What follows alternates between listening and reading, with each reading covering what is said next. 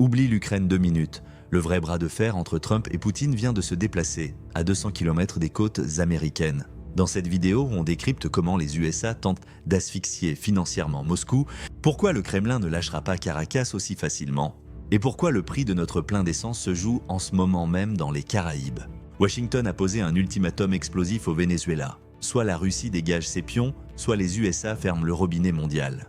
On est en février 2026 et on n'a jamais été aussi proche d'un court-circuit pétrolier total. Je t'explique pourquoi notre plein d'essence se joue à Caracas. Le 3 janvier 2026, l'impensable se produit. Une opération secrète des forces spéciales américaines aboutit à la capture et à l'exfiltration de Nicolás Maduro.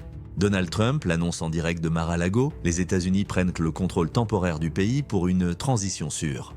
Pour Poutine, c'est une déclaration de guerre diplomatique. Le Venezuela, c'est le coffre-fort à pétrole de la Russie dans l'arrière-cour US. Pourquoi un tel acharnement? Le Venezuela possède 300 milliards de barils.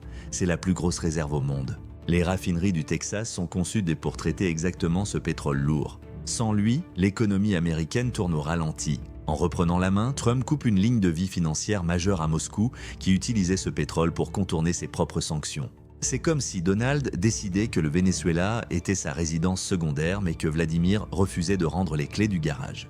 Moscou dénonce une piraterie. Mais sur le terrain, ses mercenaires et ses conseillers militaires sont toujours bien présents. Des destroyers russes patrouillent désormais dans les Caraïbes. Le danger, une escarmouche accidentelle. Si un navire US arraisonne un pétrolier escorté par la marine russe, on parle de conflit direct entre les deux plus grandes puissances nucléaires. Tout ça pour quelques dollars de moins à la pompe? Pékin observe en silence.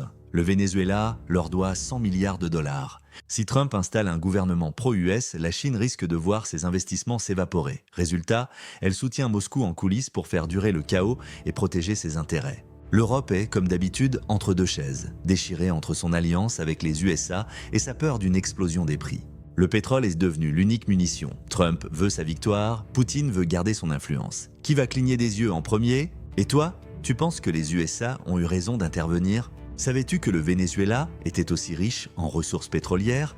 Dis-le moi en commentaire et n'oublie pas de t'abonner.